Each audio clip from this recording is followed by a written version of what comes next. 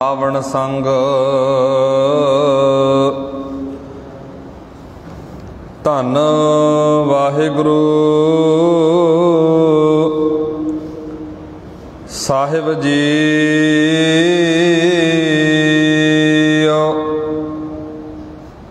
ਵਾਹਿਗੁਰੂ ਸਾਹਿਬ ਜੀ।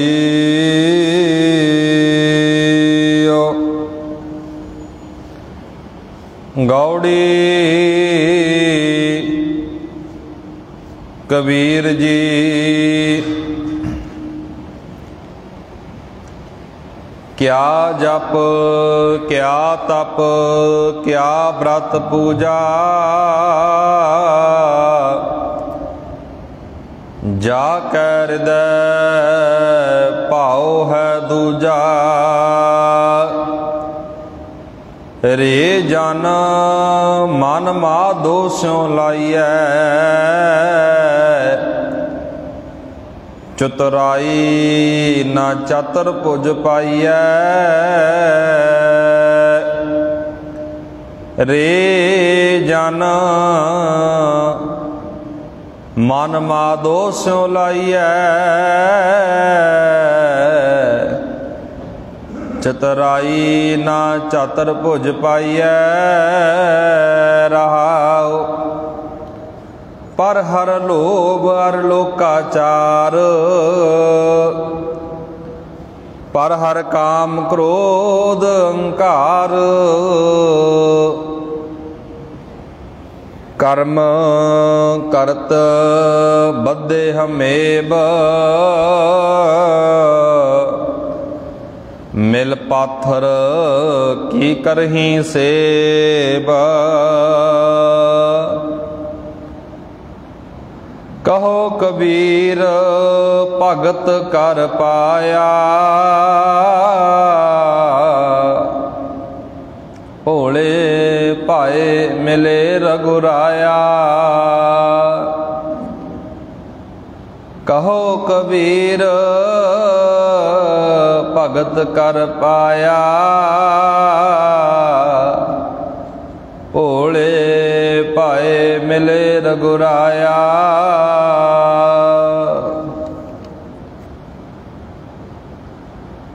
ਪਰਮ ਸਨਮਾਨਯੋਗ ਜੁਗੋ ਜੁਗ ਅਟਲ ਚਬਰ ਤਖਤ ਦੇ ਮਾਲਕ,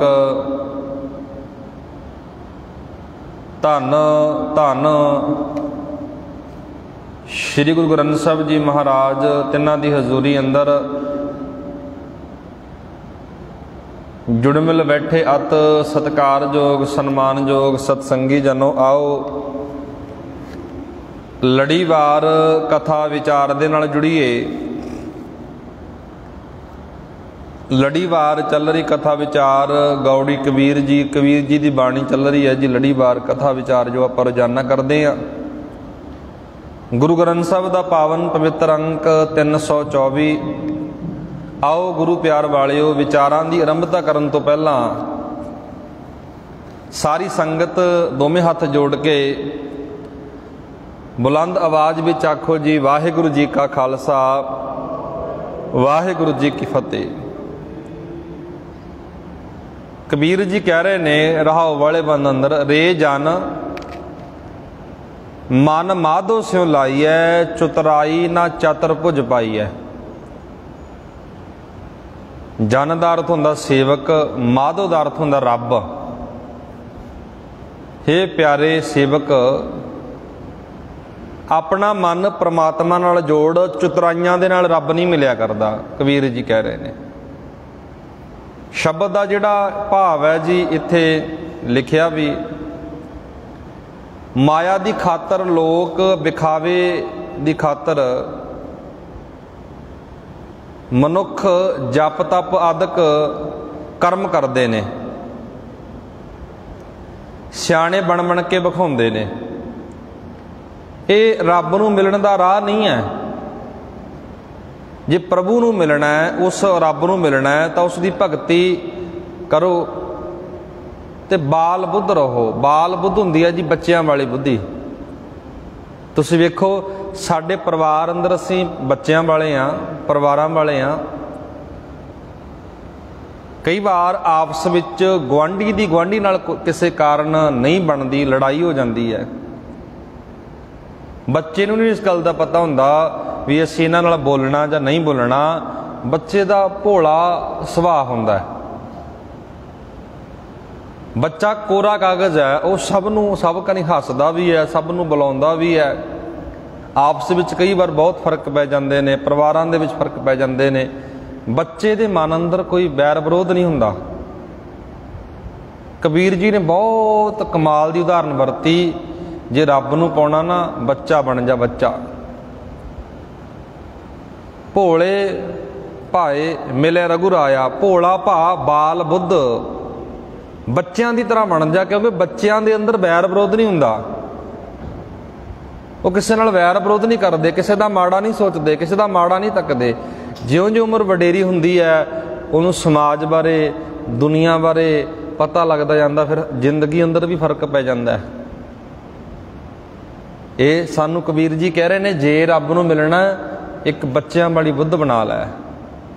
ਤੇਰੀ ਬੁੱਧ ਅੰਦਰ ਕੋਈ ਵੈਰ ਨਾ ਹੋਵੇ, ਵਿਰੋਧ ਨਾ ਹੋਵੇ, ਕਿਸੇ ਪ੍ਰਤੀ ਈਰਖਾ ਨਾ ਹੋਵੇ, ਸਾੜਾ ਨਾ ਹੋਵੇ। ਇਹ ਰੱਬ ਨੂੰ ਮਿਲਣ ਦਾ ਤਰੀਕਾ ਹੈ। ਵਿਖਾਵੇ ਨਾ ਕਰਿਆ ਕਰ, ਕਬੀਰ ਜੀ ਕਹਿੰਦੇ। ਵਿਖਾਵੇ ਕਿਹੜੇ ਕਿਹੜੇ ਕਰਦੇ ਆ? ਕਬੀਰ ਜੀ ਨੇ ਨੋਟ ਕੀਤਾ ਜੀ ਇੱਥੇ। ਕਬੀਰ ਜੀ ਬਹੁਤ ਪਿਆਰੀ ਵਿਚਾਰ ਸਾਡੇ ਸਨਮੁਖ ਰੱਖ ਰਹੇ ਨੇ। ਰੇ ਜਨ ਮਨ ਮਾਧੋ ਸਿਉ ਲਾਈਐ, ਚਤੁਰਾਈ ਨਾ ਚਤਰ ਭੁਜ ਪਾਈਐ। ਬਾਬਾ ਕਬੀਰ ਜੀ ਕਹਿ ਰਹੇ ਨੇ ਸ਼ਬਦ ਅੰਦਰ, ਬਾਬਾ ਕਬੀਰ ਜੀ ਕਹਿ ਰਹੇ ਨੇ, ਹੇ ਭਾਈ, ਮਨ ਨੂੰ ਪ੍ਰਮਾਤਮਾ ਨਾਲ ਜੋੜਨਾ ਚਾਹੀਦਾ ਹੈ। ਸਿਮਰਨ ਛੱਡ ਕੇ, ਰੱਬ ਦਾ ਨਾਮ ਛੱਡ ਕੇ ਸਿਆਣਪਾਂ ਨਾਲ ਰੱਬ ਨਹੀਂ ਮਿਲਦਾ। ਹੁਣ ਬੰਦਾ ਸਿਆਣਪਾਂ ਕਿਹੜੀਆਂ ਕਰਦਾ? ਸਾਡਾ ਮਨ ਸਿਆਣਪਾਂ ਕਿਹੜੀਆਂ ਕਰਦਾ? ਕਬੀਰ ਜੀ ਨੇ ਕੱਲੀ ਕੱਲੀ ਗੱਲ ਕਲੀਅਰ ਕੀਤੀ ਹੈ। ਇੱਕ ਤਾਂ ਉਹ ਲੋਕ ਨੇ ਜਿਹੜੇ ਆਮ ਲੋਕਾਂ ਨੂੰ, ਭੋਲੇ ਲੋਕਾਂ ਨੂੰ ਚੱਕਰਾਂ ਦੇ ਵਿੱਚ ਪਾ ਕੇ ਲੁੱਟ ਰਹੇ ਨੇ, ਉਹਨਾਂ ਦੀ ਗੱਲ ਵੀ ਕਬੀਰ ਜੀ ਨੇ ਕੀਤੀ ਹੈ। ਆਪਾਂ ਜਪਜੀ ਸਾਹਿਬ ਦੀ ਬਾਣੀ ਪੜ੍ਹਦੇ ਹਾਂ। ਜਪਜੀ ਸਾਹਿਬ ਦੀ ਬਾਣੀ ਅੰਦਰ ਪਹਿਲੀ ਪੌੜੀ ਵਿੱਚ ਇਹ ਸ਼ਬਦ ਆਉਂਦਾ ਜੀ, ਸਹਿ ਸਿਆਣਪਾਂ ਲੱਖ ਹੋਏ ਤਾਂ ਇੱਕ ਨਾ ਚੱਲੇ ਨਾਲ। ਬੰਦਾ ਸਿਆਣਪਾਂ ਕਿਹੜੀਆਂ ਕਰਦਾ? ਮਹਾਰਾਜ ਕਹਿੰਦੇ, ਸੋਚੈ ਸੋਚ ਨਾ ਹੋਵਈ, ਜੇ ਸੋਚੀ ਲੱਖ ਵਾਰ।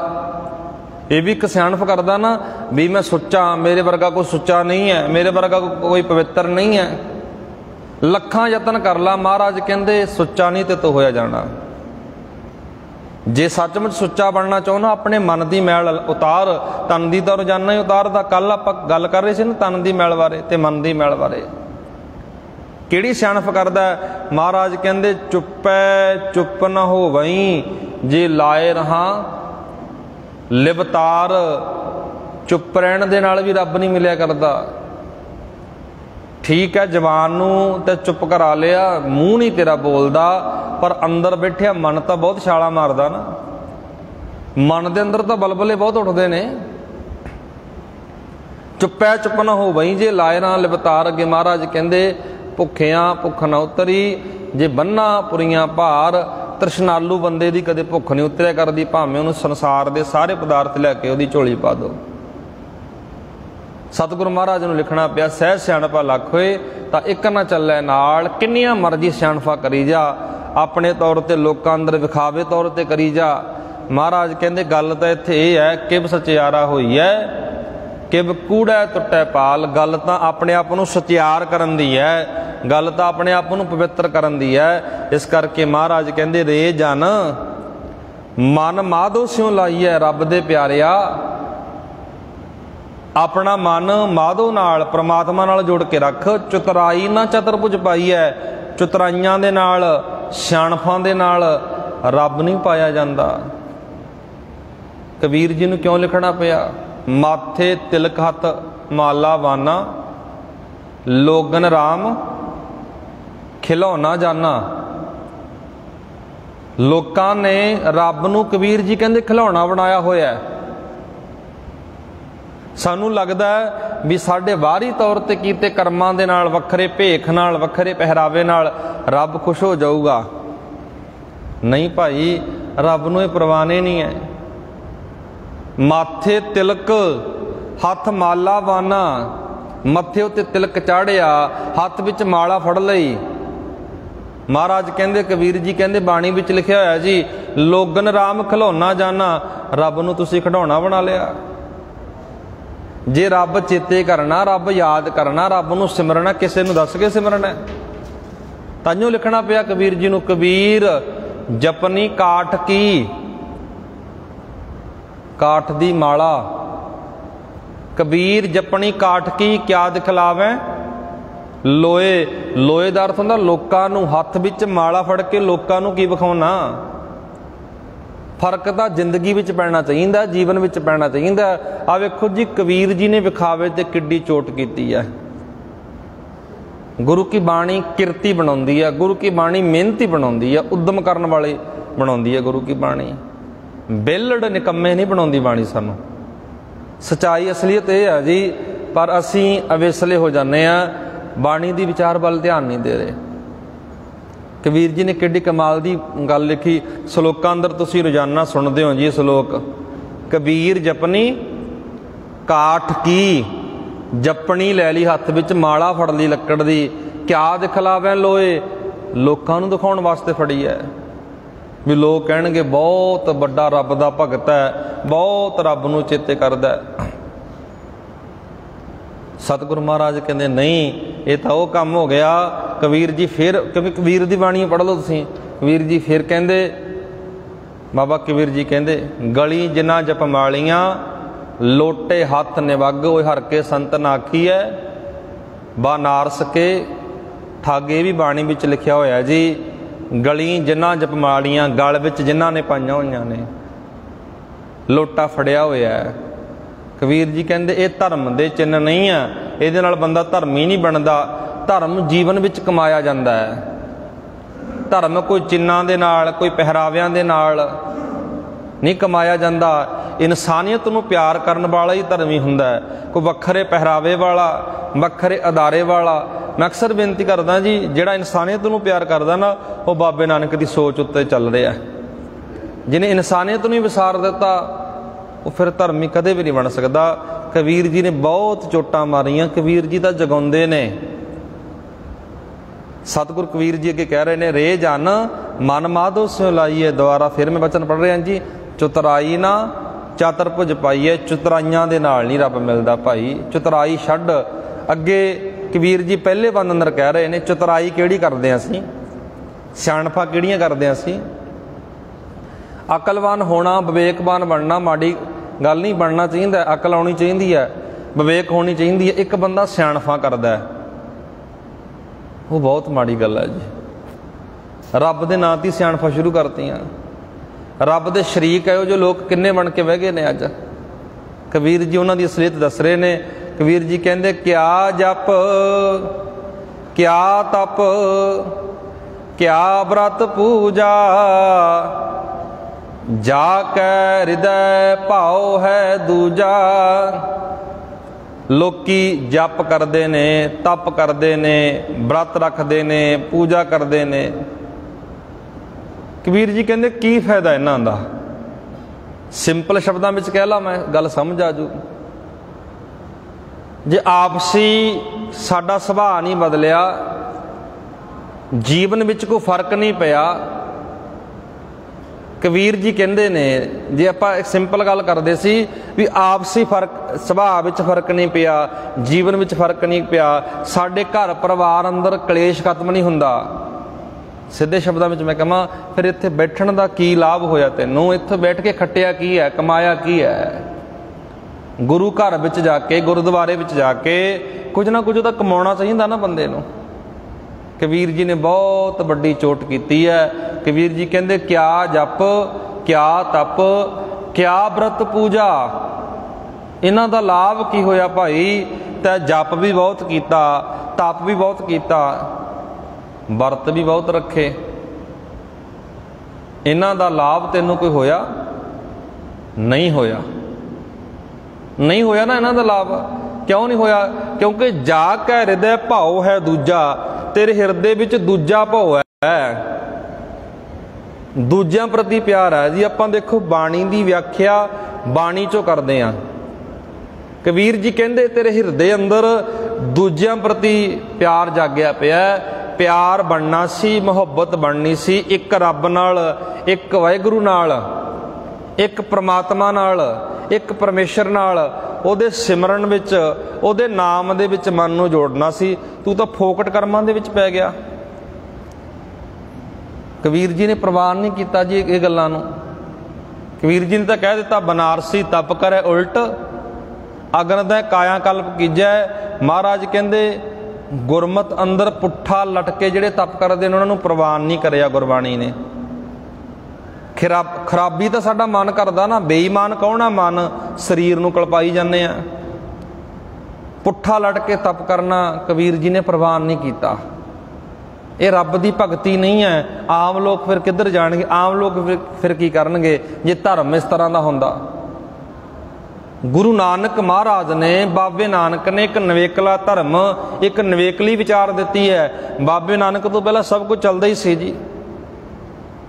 नवीन युग का धर्म कह सकते हैं सिख धर्म है ना, जिहड़ा जिहड़ी हुण भावें गल कर लो, एक नवेकला धर्म है, नवेकली विचार है। गुरु जी ने अनेकां कर्म कांडां दे विचों, अनेकां वहमां भरमां दे विचों कढ के एक नवेकला ते एक वखरा राह सानूं समझाया है। भाई आ फोकट जिहड़े कर्म ने ना विखावे वाले, मैं जप करदा, मैं तप करदा, मैं वरत रखदा, काहदे वास्ते रखे ने?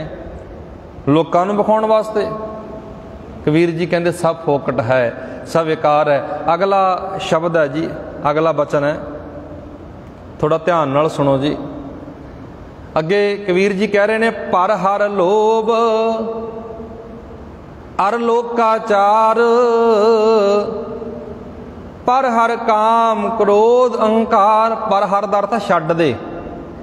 कबीर जी कहंदे तू धर्म दे कर्म भी करदा है, जप भी करदा है, तप भी करदा, वरत भी रखे ने, पर महाराज कबीर जी कहंदे पर हर छड्ड, लोभ छड्ड दे, लोकाचारी छड्ड दे। लोभ दा अर्थ की हुंदा जी ते लोकाचारी दा अर्थ की हुंदा? ध्यान नाल समझो। सतगुरु कबीर जी कह रहे ने लोकां नूं विखाउण वाले काम, लोक विखावा, लोक विखावा, लोकां नूं पतिआउण वाले काम महाराज कहंदे छड्ड दे। लोभ छड्ड दे, लालच छड्ड दे। पर हर लोभ और लोकाचार, पर हर काम क्रोध अहंकार। काम छड्ड दे, क्रोध छड्ड दे, हंकार छड्ड दे। अगला 3 नंबर बनता है कर्म करत बद्धे अहमेव, मिल पाथर की करही सेव। कबीर जी कह रहे ने जी 3 नंबर बंद अंदर मनुख धार्मिक रस्मां करते हैं, हौमे विच वजे होए, हौमे विच लिपटे होए अते रल के पत्थर की पूजा करते ने। पर कबीर जी कहते सब कुछ बेअर्थ है, क्योंकि पत्थर की पूजा विचों कुछ नहीं निकलता। सच्चाई ये है जी, गुरु ग्रंथ साहब की मुबारक बाणी ने सब कुछ एक नवेकली ते वक्री विचार दे के सानूं एक रब नाल जोड़िया। तुसीं बाणी दी विचार पढ़ोगे ना, हुण इत्थे शब्द वरतिया कबीर जी कह रहे ने कर्म करत बद्धे हमेव। बहुत बंदे बन्ने हुए काम करते हैं। एक तो हुंदा दिल नाल काम करना, शौक नाल काम करना, एक हुंदा बद्धा झट्टी काम करना। धर्म के दायरे अंदर गल कर लो, धर्म के दायरे अंदर भी असीं बन्ने हुए हाँ भी जे डर आ साडे अंदर, जे किते आ काम ना करिया, किते साडा आ ना बिगड़ जे, किते आ ना हो जे। कर्म करत, कर्मां विच बद्धे हुए हाँ अहमेव। पातशाह जी कह रहे ने कर्मां विच बद्धे असीं बहुत कर्म करी जाने आ। कर्म कांड, धार्मिक रस्मां, हंकार विच आके बहुत ऐसे ख्याल प्रचलित हो गए ने भी जे आ ना करे, आ ना बिगड़ जे। अगे महाराज कहते फिर मिल के पत्थर की सी पूजा भी करते हैं। मिल पाथर की करही सेव, गुरबाणी की कहती है जी एक पाथर कीजै भाओ, दूजै पाथर धरिए पाओ, जियो देओ तो भी देवा। कवि पातशाह जी कह रहे हैं बाणी अंदर एक पत्थर नूं एक पत्थर ते पैर रखदा है, एक पत्थर की पूजा करदा है। इंसाफ नहीं कर रहा तू। कबीर जी कहंदे, बाबा बाणी विच कहंदा है, जो पत्थर की पाई पाए तिसकी घाल अजाई जाए। ना पत्थर बोले ना किस दे, किन्ने वचन ने जी। हुण बदलवा रूप देख लो। बदलवा रूप ये आ गया कि साडे अंदर अज भी डर है, अज भी भुलेखा है भी जे ये कर्म ना करिया साडा कुछ विगड़ जाना, साडा कुछ नहीं। ये सब भुलेखा साडे मन दा जी, भरम आ साडे मन दा। हुण बदलवा रूप ये आ गया। बाबे नानक ने एक वचन कहा सी, दुबधा ना पढ़ो हर बिन होर ना पूजो। देखो कली कली दलील आधार मैं गल करदा जी बाणी दे विचों। बाणी कहंदी दुबधा ना पढ़ो हर बिन होर ना पूजो, मड़ै मसान ना जाई। पर असीं छड्डिया कुछ नहीं है। माफ़ करना जी, सारिਆਂ दी मैं गल नहीं करदा।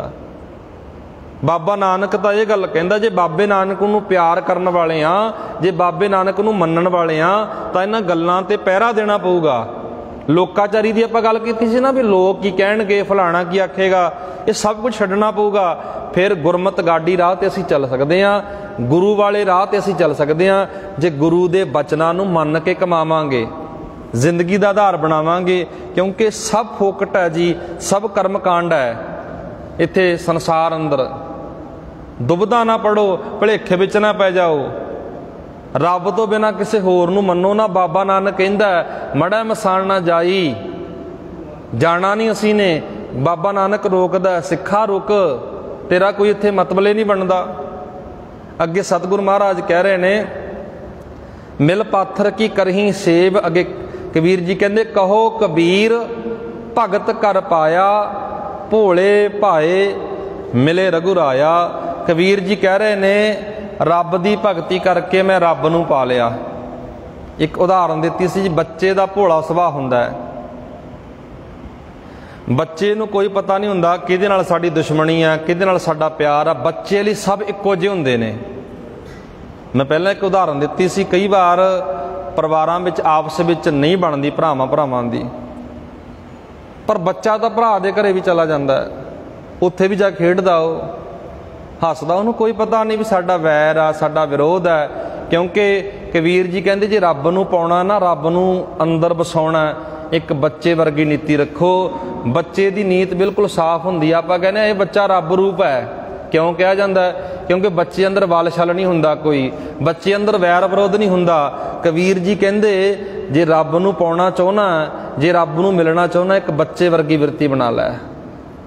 बहुत वड्डी ते बहुत डूंगी गल कबीर जी ने कह दित्ती भी रब नूं पाउणा, भोला भा प्यार वाला सुभाअ बना लै। भोले सुभाअ अते अज्ञानता विच फर्क समझण दी लोड़ है। इत्थे प्रोफैसर साहब सिंह जी ने भी नोट भी दिता, आपां कल नूं विचारांगे जी, समा सीमित है। गुरु किरपा करे। कबीर जी का यह शब्द लड़ीवार है जी, 6 नंबर शब्द आपां विचारिया। गुरमुखो आओ लड़ीवार जिहड़ा इतिहासक विचार आपां करदे हां, संखेप अंदर आपां विचार करांगे, समा सीमित हुंदा अपने कोल, गुरु किरपा बना के रखे। लड़ीवार जिहड़ी इतिहासक विचार चल रही है जी, गुरु अर्जन साहब के जीवन बारे आपां गल कर रहे सी। उन्हां दे जीवन विचों आर्थिक सुधार उन्होंने किया, आर्थिक तौर पर सिखां नूं मजबूत किया, धर्म प्रचार लई उन्होंने यतन किए। गुरु अर्जन साहब महाराज का लड़ीवार इतिहास चल रहा जी। सतगुरु गुरु अर्जन साहब महाराज ने धर्म प्रचार के लिए बहुत नवेकले ते वड्डे कारज किए ने। दुआबा की, माझा की, इन्हां इलाकिਆਂ विच गुरु अर्जन साहब ने सिख धर्म का प्रचार किया है। माझे विच दुआबे दे लोग सी जिहड़े, माझे दे लोग सी जिहड़े, क्योंकि गुरु अर्जन साहब का जन्म भी इधरले पासे होया प्रकाश। ये लोग कर्म कांडां दे विच फसे हुए सी, सखी सरबरियां दे जाल विच फसे हुए सी, वहमां भरमां विच पए हुए सी। गुरु अर्जन साहब ने लगातार 10-12 साल इन्हां इलाकिਆਂ विच सिੱਖੀ ਦਾ प्रचार किया, लोकां नूं भरम दे विचों कढिया। फिर उस तो बाद गुरु अर्जन साहब ने मसंद थापे। एक मसंद थापे सी गुरु रामदास महाराज ने, एक मसंद थापे दोबारा महाराज गुरु अर्जन साहब महाराज ने। क्यों थापे? मसंद की काम करते सी? देखो जे अज किसी नूं तुसीं मसंद कह दोगे ना, अगला गुस्सा करदा है। वैसे मसंद शब्द बहुत प्यारा शब्द है जी। ਮਸੰਦ ਦਾ ਅਰਥ ਹੈ ਗੁਰਤਾ ਗਦੀ ਨਾਲ ਸੰਬੰਧ ਰੱਖਣ ਵਾਲਾ ਸਿੱਖ। ਮਸੰਦ ਉਹ ਲੋਕ ਸੀ ਜਿਹੜੇ ਸਿੱਖ ਧਰਮ ਦਾ ਪ੍ਰਚਾਰ ਕਰਦੇ ਸੀ। ਮਸੰਦ ਉਹ ਲੋਕ ਸੀ ਜਿਹੜੇ ਗੁਰੂ ਘਰ ਲਈ ਮਾਇਆ ਕੀ ਰਸਤਾਂ ਵਸਤਾਂ ਇਕੱਠੀਆਂ ਕਰਕੇ ਲੈ ਕੇ ਆਉਂਦੇ ਸੀ। ਮਸੰਦਾਂ ਦਾ ਕੰਮ ਸੀ। ਮਸੰਦ ਬਹੁਤ ਪਿਆਰੀ ਪ੍ਰਥਾ ਹੈ, ਕਿਉਂਕਿ ਅੱਜ ਜੇ ਕਿਸੇ ਨੂੰ ਮਸੰਦ ਕਹੋਗੇ ਅਗਲਾ ਗੁੱਸਾ ਮਨਾ ਜਾਂਦਾ। ਨਹੀਂ, ਗੁਰੂ ਅਰਜਨ ਸਾਹਿਬ ਨੇ ਮਸੰਦਾਂ ਦੀ ਡਿਊਟੀ ਲਾਈ ਸੀ। ਮਸੰਦਾਂ ਰਾਹੀਂ ਬਹੁਤ ਲੋਕ ਸਿੱਖੀ ਵਿੱਚ ਆ ਗਏ। ਜਿਹੜੇ ਮਸੰਦ ਗੁਰੂ ਅਰਜਨ ਸਾਹਿਬ ਨੇ ਥਾਪੇ ਨਾ, ਉਹਨਾਂ ਮਸੰਦਾਂ ਰਾਹੀਂ ਬਹੁਤ ਸਿੱਖ ਬਣ ਗਏ। ਲੋਕ ਸਿੱਖੀ ਨੂੰ ਪਿਆਰ ਕਰਨ ਲੱਗ ਪਏ। ਫਿਰ ਮਹਾਰਾਜ ਨੇ ਲੋਕ ਭਲਾਈ ਦੇ ਕੰਮ ਕੀਤੇ। ਲੋਕ ਭਲਾਈ ਦੇ ਕਿਹੜੇ ਕੰਮ ਕੀਤੇ? ਧਰਮ ਪ੍ਰਚਾਰ ਸਫ਼ਰਾਂ ਦੇ ਦੌਰਾਨ ਮਹਾਰਾਜ ਨੇ ਲੋਕਾਂ ਦੀਆਂ ਮੁਸ਼ਕਿਲਾਂ ਨੂੰ ਨੇੜੇ ਹੋ ਕੇ ਸੁਣਿਆ। ਇੱਕੋ ਇੱਕ ਮੁਰਸ਼ਿਦ ਆ, ਇੱਕੋ ਇੱਕ ਧਾਰਮਿਕ ਆਗੂ ਆ, ਧੰਨ ਗੁਰੂ ਅਰਜਨ ਸਾਹਿਬ ਮਹਾਰਾਜ, ਗੁਰੂ ਨਾਨਕ ਮਹਾਰਾਜ 10 ਪਾਤਸ਼ਾਹੀਆਂ। ਜਿਹੜੇ ਸਾਡੇ ਗੁਰੂ ਸਾਹਿਬਾਨ ਨੇ ਨਾ, ਉਹ ਲੋਕਾਂ ਦੀਆਂ ਮੁਸ਼ਕਿਲਾਂ ਨੂੰ ਨੇੜੇ ਹੋ ਕੇ ਸੁਣਦੇ ਨੇ। ਬਾਬੇ ਨਾਨਕ ਦਾ ਘਰ ਹਰ ਇੱਕ ਦੀ ਮੁਸ਼ਕਿਲ ਸੁਣਦਾ ਹੈ। ਗੁਰੂ ਅਰਜਨ ਸਾਹਿਬ ਦਾ ਵੇਲਾ ਆਇਆ, ਮਾਝੇ ਵਿੱਚ ਵੀ ਕਾਲ ਪੈਂਦਾ ਹੈ, ਲਾਹੌਰ ਦੇ ਵਿੱਚ ਕਾਲ ਪੈਂਦਾ ਹੈ। ਲੋਕ ਬਿਲਕ ਰਹੇ ਨੇ, ਤੜਫ ਰਹੇ ਨੇ। ਗੁਰੂ ਅਰਜਨ ਸਾਹਿਬ ਮਹਾਰਾਜ ਨੇ ਉਹਨਾਂ ਲੋਕਾਂ ਦੇ ਮੁਸ਼ਕਿਲਾਂ ਨੂੰ ਜਾਣਿਆ, ਸਮਝਿਆ। ਉੱਥੇ ਬਹੁਤ ਸਹੂਲਤਾਂ ਵੀ ਉਹਨਾਂ ਨੂੰ ਦਿੱਤੀਆਂ। ਆਰਥਿਕ ਤੌਰ ਤੇ ਮਜ਼ਬੂਤ ਕਰਨ ਵਾਸਤੇ ਗੁਰੂ ਅਰਜਨ ਸਾਹਿਬ ਮਹਾਰਾਜ ਨੇ ਗੁਰੂ ਰਾਮਦਾਸ ਮਹਾਰਾਜ ਜੀ ਦੇ ਜਨਮ ਸਥਾਨ ਤੇ ਇੱਕ ਇਮਾਰਤ ਬਣਾਉਣੀ ਸ਼ੁਰੂ ਕਰਵਾ ਦਿੱਤੀ, ਜਿਹਨੂੰ ਡੱਬੀ ਬਾਜ਼ਾਰ ਕਿਹਾ ਗਿਆ ਸੀ। ਜਿਹਨੂੰ ਡੱਬੀ ਬਾਜ਼ਾਰ ਕਿਹਾ ਜਾਂਦਾ ਸੀ ਕਿਉਂਕਿ ਉਹ ਇਮਾਰਤ ਬਣਨੀ ਸ਼ੁਰੂ ਹੋ ਗਈ। ਇਮਾਰਤ ਬਣਨ ਦੇ ਨਾਲ ਕਈ ਵਿਹਲੇ ਲੋਕਾਂ ਨੂੰ ਕੰਮ ਵੀ ਮਿਲ ਗਿਆ ਸੀ ਵਿਚਾਰਿਆਂ ਨੂੰ, ਤਾਂ ਕਿ ਆਰਥਿਕ ਤੌਰ ਤੇ ਇਹਨਾਂ ਵਿੱਚ ਸੁਧਾਰ ਆ ਸਕੇ। ਉਸ ਤੋਂ ਬਾਅਦ ਗੁਰੂ ਅਰਜਨ ਸਾਹਿਬ ਮਹਾਰਾਜ ਬਾਰੇ ਭਾਈ ਗੁਰਦਾਸ ਜੀ ਵੀ ਲਿਖਦੇ ਨੇ, ਬੜੇ ਰਾਈਟਰ ਬੜੇ ਕਵੀ ਵੀ ਲਿਖਦੇ ਨੇ। ਚਾਰੇ ਚੱਕ ਨਿਵਾਇਓਨ, ਸਿੱਖ ਸੰਗਤ ਆਵੇ ਅਣਗੱਤਾ, ਲੰਗਰ ਚੱਲੇ ਸ਼ਬਦ ਗੁਰ, ਪੂਰੀ ਬਣੀ ਬਣੱਤਾ। ਇਹ ਭਾਈ ਗੁਰਦਾਸ ਜੀ ਲਿਖਦੇ ਨੇ ਵੀ ਸਾਰਾ ਪਾਸਾ, ਸਾਰੇ ਲੋਕ ਨਿਭ ਗਏ ਸੀ। ਈਵਨ ਜਹਾਂਗੀਰ ਵਰਗੇ ਡਰ ਗਏ ਸੀ, ਘਬਰਾ ਗਏ ਸੀ। ਜਹਾਂਗੀਰ ਕਹਿੰਦਾ ਹੈ ਗੁਰੂ ਅਰਜਨ ਦੇਵ ਦੇ ਕੋਲ ਕਿਹੜਾ ਐਸਾ ਮੰਤਰ ਹੈ, ਕਿਹੜੀ ਐਸੀ ਵਿਚਾਰ ਹੈ ਵੀ ਇੱਕ ਵਾਰ ਮਹਾਰਾਜ ਜਿਹੜੇ ਨਗਰ ਵਿੱਚ ਜਾਂਦੇ ਨੇ ਨਾ, ਲੋਕ ਗੁਰੂ ਅਰਜਨ ਸਾਹਿਬ ਦੇ ਹੋ ਜਾਂਦੇ ਨੇ। ਇੱਕ ਵਾਰ ਗੁਰੂ ਅਰਜਨ ਸਾਹਿਬ ਜੀ ਜਿਹੜੇ ਨਗਰ ਵਿੱਚ ਵੀ ਜਾਂਦੇ ਨੇ। ਹੁਣ ਜਹਾਂਗੀਰ ਕੌਣ ਆ ਜੀ? ਜਹਾਂਗੀਰ ਉਹ ਬਾਦਸ਼ਾਹ ਜਿਹਨੇ ਗੁਰੂ ਅਰਜਨ ਸਾਹਿਬ ਨੂੰ ਤੱਤੀ ਤਵੀ ਤੇ ਵਹਾਇਆ ਸੀ। ਸਿੱਖੀ ਤੋਂ ਕਲਪਿਆ ਹੋਇਆ, ਸਿੱਖੀ ਤੋਂ ਤੜਫਿਆ ਹੋਇਆ ਇਹ ਲੋਕ ਨੇ। ਜਹਾਂਗੀਰ ਬਾਦਸ਼ਾਹ ਵਰਗੇ, ਚੰਦੂ ਵਰਗੇ, ਪ੍ਰਿਥੀਏ ਵਰਗੇ ਸਿੱਖੀ ਤੋਂ ਬਹੁਤ ਤੜਫਦੇ ਨੇ। ਤੁਝਕੇ ਜਹਾਂਗੀਰੀ ਅੰਦਰ ਜਹਾਂਗੀਰ ਬਹੁਤ ਅਪਸ਼ਬਦ ਬੋਲਦਾ ਗੁਰੂ ਅਰਜਨ ਸਾਹਿਬ ਦੇ ਬਾਰੇ, ਪਰ ਸਤਿਗੁਰ ਮਹਾਰਾਜ ਬਹੁਤ ਵੱਡੇ ਵੱਡੇ ਕਾਰਜ ਕਰਦੇ ਰਹੇ। ਸਮੇਂ ਦੇ ਜਾਤ ਵਿਵਾਨੀ ਲੋਕ, ਰਾਜਨੀਤਿਕ ਲੋਕ ਬੜਾ ਤੜਫਦੇ ਨੇ, ਕਲਪਦੇ ਨੇ, ਪਰ ਸਿੱਖੀ ਦੀ ਲਹਿਰ ਪ੍ਰਚੰਡ ਹੁੰਦੀ ਹੈ। ਸਿੱਖੀ ਦੀ ਲਹਿਰ ਅੱਗੇ ਵੱਧਦੀ ਹੈ। ਇਸੇ ਤਰ੍ਹਾਂ ਭਾਵੇਂ ਗੁਰੂ ਅਰਜਨ ਸਾਹਿਬ ਮਹਾਰਾਜ ਨੂੰ ਤੱਤੀ ਤਵੀ ਤੇ ਬੈਠਣਾ ਪਿਆ, ਆਪਣਾ ਆਪਾ ਕੁਰਬਾਨ ਕਰਨਾ ਪੈ ਗਿਆ, ਪਰ ਸਤਿਗੁਰ ਮਹਾਰਾਜ ਸਿੱਖੀ ਦੇ ਪ੍ਰਚਾਰ ਲਈ, ਪ੍ਰਸਾਰ ਲਈ, ਆਰਥਿਕ ਸੁਧਾਰ ਲਈ ਮਹਾਰਾਜ ਨੇ ਪੂਰੀ ਬਾਹ ਲਾ ਦਿੱਤੀ। ਗੁਰੂ ਕਿਰਪਾ ਕਰੇ ਜੀ, ਬੇਨਤੀ ਕਰੋ ਪ੍ਰਵਾਨ। ਲੜੀਵਾਰ ਵਿਚਾਰ ਆਪਾਂ ਪਹੁੰਚ ਰਹੇ ਹਾਂ ਜੀ। ਕਬੀਰ ਜੀ ਦੀ ਬਾਣੀ ਚੱਲ ਰਹੀ ਹੈ 324 ਅੰਕ ਤੇ। ਲੜੀਵਾਰ ਇਤਿਹਾਸ 5ਵੀਂ ਪਾਤਸ਼ਾਹੀ ਦਾ ਚੱਲ ਰਿਹਾ। ਪਹਿਲੀ ਪਾਤਸ਼ਾਹੀ ਤੋਂ ਆਪਾਂ ਸ਼ੁਰੂ ਕੀਤਾ ਹੋਇਆ। ਲੜੀਵਾਰ ਜੋ ਆਪਾਂ ਸੁਣਦੇ ਹਾਂ, ਵਿਚਾਰਦੇ ਹਾਂ, ਉਹਨੂੰ ਜ਼ਿੰਦਗੀ ਵਿੱਚ ਲੈ ਕੇ ਆਈਏ। ਤੁਹਾਡੇ ਮਨ ਦਾ ਵਲਵਲਾ ਕੋਈ ਸਵਾਲ ਹੋ ਸਕਦਾ, ਤੁਸੀਂ ਬੇਝਿਜਕ ਹੋ ਕੇ ਪੁੱਛੋ। ਜਿੰਨੀ ਵੀ ਵਿਚਾਰ ਕੀਤੀ ਜਾਂਦੀ ਹੈ ਗੁਰਬਾਣੀ ਦੇ ਆਧਾਰਿਤ, ਗੁਰਮਤਿ ਅਨੁਸਾਰ ਕੀਤੀ ਜਾਂਦੀ ਹੈ। ਗੁਰੂ ਕਿਰਪਾ ਕਰੇ, ਕਰੋ ਬੇਨਤੀ ਪ੍ਰਵਾਨ।